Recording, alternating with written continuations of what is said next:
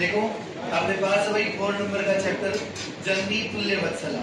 जननी means माता, तुल्य यानी एक समान, और वत्सला यानी प्रेम, यानी माँ का प्रेम अपनी संतान के लिए एक समान रहता है। यानी माँ चाहे बेटा कैसा भी हो, रोगी हो निरोगी हो, माँ हमेशा अपनी बेटों से, अपने पुत्रों से, पुत्री से, अपनी संतान से एक समान रूप से प्रेम करती है। तो उसकी एक छोटी सी कहानी के रूप में यह है, एक सुरभि नाम की जो गाय है, जो सभी गाय के बच्चों को अपनी संतान के समान मानती है। अब एक दुर्बल कमजोर बेल है जो हल्का वजन नहीं उठा सकता, हल्का वजन उठाने में असमर्थ है, लेकिन किसान फिर भी उसे परेशान करता है खेती के काम में लेने के लिए। तो वो बेल दुखी होकर के, परेशान होकर के, कष्ट से पीड़ित होकर के गिर जाता है।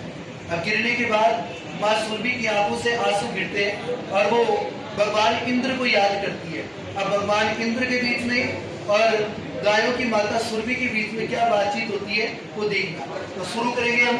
सबसे पहले लिखा हुआ है, देखो फर्स्ट पैराग्राफ है, कश्चित् इष्टः बलिवर्दाभ्यां क्षेत्र कृष्णं कुर्वन् आसीत् तयोः बलिवर्दयोः एकः शरीरेण दुर्बलः जवेन गन्तुम् अशक्तः च आसीत्। कश्चित् मीन्स कोई, कश्चित् मीन्स कोई, कृष्ण यानी किसान, बलिवर्दाभ्यां यानी अपने 2 बैलों के द्वारा, क्षेत्र यानी खेत, कृष्ण यानी जुताई, कुर्वन् आसीत् यानी कर रहा था। कोई किसान अपने 2 बैलों के द्वारा खेत में जुताई का कार्य कर रहा था। कोई किसान अपने खेत में अपने 2 बैलों के द्वारा जुताई का काम कर रहा था। बोलो आगे प्रश्न है समझ में। कोई बेटा एक किसान है जो अपने खेत में अपने जो बैल है उनके द्वारा खेत में जुताई करने का काम कर रहा है। फिर देखो तयोः यानी उन दोनों बोले तो बैलों में से, बलिवर्दयोः यानी बैलों में से, एक यानी एक, शरीरेण यानी शरीर से, दुर्बल यानी दुर्बल। अब दोनों जो बैल थे जिनके माध्यम से किसान जुताई का काम कर रहा था, उन दोनों बैलों में से एक शरीर से कैसा था, दुर्बल या कमजोर। यानी देखो किसान है अपने खेत के अंदर खेती का काम कर रहा है, किसकी सहायता से, अपने 2 बैलों की सहायता से।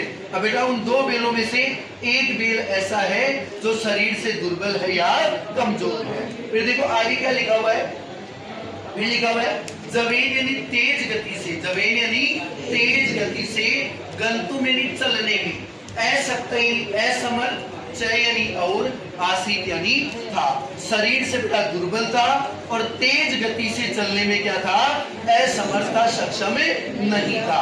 कोई किसान था जो अपने खेत में 2 बैलों के द्वारा जुताई का काम कर रहा था।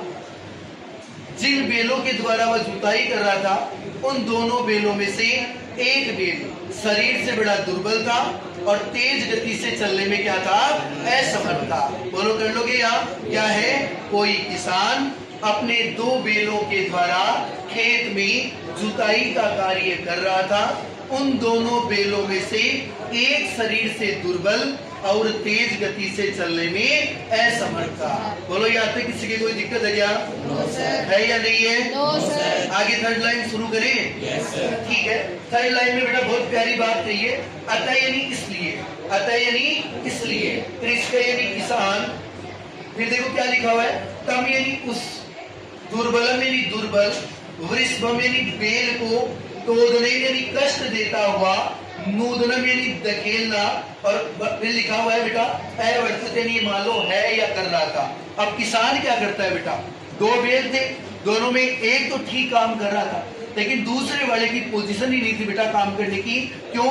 क्योंकि शरीर से कमजोर था। अब शरीर से जब कमजोर था तो तेज गति से चल नहीं पा रहा था। तो किसान क्या करता है, उस दुर्बल बैल कष्ट देता हुआ उसको आगे धकेल रहा है। क्या कर रहा है, उसको कष्ट दे रहा है और आगे धकेल रहा है। तेज तेज चलने के लिए उसने विवश कर रहा है। जब बैल का धीरे चलता है ना तो किसान जाता है और उसको कष्ट देता है, यानी किसी भी चीज से प्रहार करता है, उसके चोट करता है, उसको मारता है और उसको आगे धकेलने का प्रयास करता है। ये उस बैल की कहानी है, कैसा उस बैल के साथ होता है। तो यहाँ क्या बताया है कि कोई किसान है जो 2 बैलों के द्वारा खेत में जुताई का काम कर रहा है। अब उन दोनों बेलों में से दोनों की बेलों की जो पोजीशन है, स्थिति है बेटा, वो अलग अलग है। एक शरीर से कमजोर है, जो तेज गति से, तेज रफ्तार से चलने में भी क्या है बेटा, असमर्थ है। अब क्या होता है, अगर ऐसी बात है तो किसान क्या करता है, उस बेल को कष्ट देता है, पीटता है किसी भी प्रकार से मान लिए, और उसको धकेल रहा है, उसको जल्दी जल्दी चलने के लिए तैयार कर रहा है, उसे बड़ा कष्ट दे रहा है, उसे बड़ा विवश कर रहा है। बोलो फर्स्ट पैराग्राफ में किसी की समस्या है क्या? नहीं है? अरे जोर से आना तो बोलो। अगला पैराग्राफ सेकंड के लिए तैयार हो जाइए। फिर देखो, अभी फर्स्ट में कुछ 2 लाइन हो रहे हैं। फिर देखो, सह यानी वह, ऋषभ यानी बेल, हलम यानी हल की, उठवा यानी वजन को मान लीजिए, या हल को उठा करके, गंतुम यानी चलने में, अशक्त यानी असमर्थ, क्षेत्र यानी खेत में, पपात यानी गिर गया। अब देखो क्या लिखा हुआ है कि वह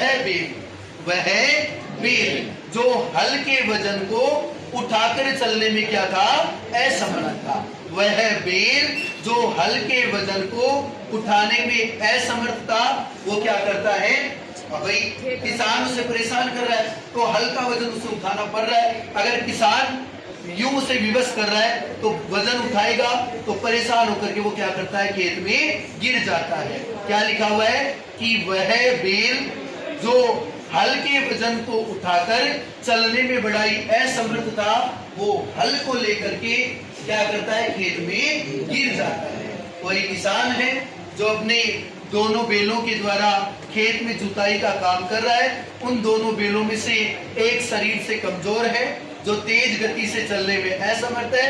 इस कारण किसान उस बेल को कष्ट देता है और आगे धकेलने का प्रयास करता है। लेकिन क्या होता है, प्रयास, भाई बेल के प्रहार हो रहा है, चोट लग रही है, तो बेल प्रयास करता है, लेकिन बेल का शरीर का इतना समर्थ नहीं था कि उस वजन को उठाए, इसलिए वो हल के वजन को उठाकर चलने में असमर्थ बेल वहीं खेत में क्या करता है, गिर जाता है।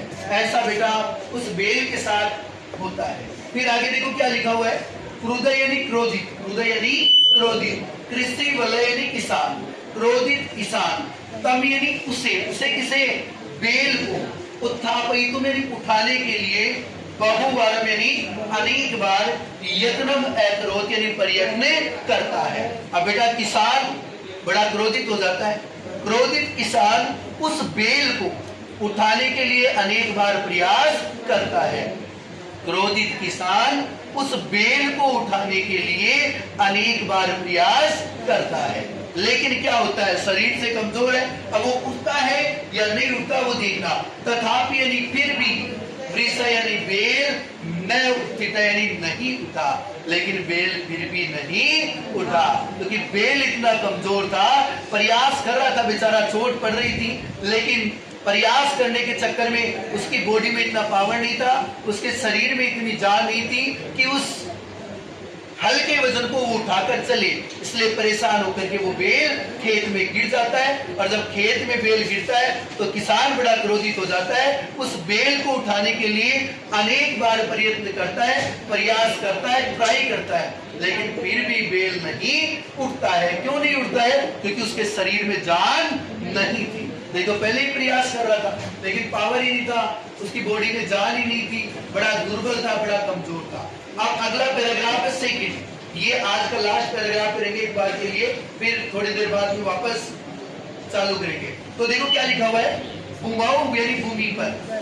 पतितम यानी गिरे हुए, स्व यानी अपनी, पुत्र यानी पुत्र को, दृष्टवा यानी देख करके, धरती पर या भूमि पर गिरे हुए अपने पुत्र को देख करके, सर्व यानी सभी, देनुनाम यानी गायों में, माता यानी माता, सुरभि यानी सुरभि की, नेत्राभ्याम यानी दोनों आंखों से, अश्रुणी यानी आंसू, आविरासन यानी गिरने लगे या बहने लगे। तो लिखा है भूमि पर या पृथ्वी पर, भूमि पर या बेटा पृथ्वी पर या धरती पर गिरे हुए अपने पुत्र को देख करके, धरती पर गिरे हुए अपने पुत्र को देख करके, सभी गायों में श्रेष्ठ माता कौन? सुरभि, उसकी आंखों से लगातार आंसू गिरने लगे। क्या होता है देखो, सुरभि की आंखों से आंसू गिरने लगे। ऐसा उस गाय के साथ उस सुरभि के साथ होता है। क्या होता है कि सभी गायों में श्रेष्ठ माता सुरभि की आंखों से आंसू बहने लगते हैं। और आंसू बहने का रीजन ये था, कारण ये था, क्योंकि वो जो बेल था बेटा वो नीचे गिर गया था, और उस बेल को गिरा हुआ देख करके माँ सुरभि की आंखों से आंसू गिरने लगे या बहने लगे। बोलो यहाँ तक किसी की कोई समस्या है क्या? आगे देखो क्या होता है। आगे बेटा ये होता है सुरभि यानी सुरभि की इमाम यानी इस अवस्था में अवस्था को दृष्टवा यानी देख करके, सुरादीप यानी भगवान इंद्र, ताम यानी उससे, अपृच्छत यानी पूछते हैं। सुरभि की इस अवस्था को, इस पोजीशन को देख करके सुरभि रोने लगती है, उसकी आंखों से आंसू गिरने लगते हैं। अब सुरभि किसी लड़की का नाम नहीं है, सुरभि गायों में जो श्रेष्ठ है, सभी गायों की जो माता है, उसकी आंखों से आंसू बहते। तो सुरभि की ऐसी अवस्था को देख करके भगवान इंद्र उससे पूछते हैं। क्या पूछते हैं देखना, अरे सुबेरी, अरे सुबह या अरे सुरभि, किम एवं इसलिए, एवं इस प्रकार से, किम यानी क्यों, रोदिस यानी रो रही हो, अरे सुरभि तू इस तरह से क्यों रो रही है। भगवान इंद्र उससे पूछते हैं कि सुरभि तू इस तरह से जोर जोर से तेरी आंखों से आंसू गिर रहे और रो रही है, इसका क्या कारण है, तू इस तरह से क्यों रो रही है। फिर देखो उच्चताम इति, ऐसा मुझे बताओ। वो पूछते हैं इंद्र कि ऐसा मुझे बताओ आप क्यों रो रहे हो। अब दोनों पैराग्राफ जल्दी से एक बार रिपीट करना, देखना बेटा। कोई किसान है जो अपने दोनों बैलों के द्वारा खेत में जुताई का काम कर रहा था। उन दोनों बैलों में एक शरीर से कमजोर था, जो तेज गति से चलने में असमर्थ था। अब बेटा किसान उस कमजोर बैल को कष्ट देता हुआ धकेलने का प्रयास कर रहा है, लेकिन वो जो बैल है, जो हल्के वजन को उठाने में असमर्थ है, प्रयास करता है और उस प्रयास के चक्कर में खेत में गिर जाता है। फिर देखो क्रोधित किसान उसे उठाने का अनेक बार प्रयत्न करता है, प्रयास करता है, लेकिन फिर भी बैल नहीं उठता है। भूमि पर या धरती पर या पृथ्वी पर गिरे हुए अपने पुत्र को देख करके सभी गायों में श्रेष्ठ माता सुरभि की आंखों से आंसू बहने लगते हैं। सुरभि की इस अवस्था को, इस पोजीशन को देख करके भगवान इंद्र ने उनसे पूछा कि अरे सुबह या अरे सुरभि इस तरह से क्यों रो रही हो, ऐसा मुझे बताइए। इतना ऐसा होता है, इस तरह से ये वाला काम होता है। ठीक है।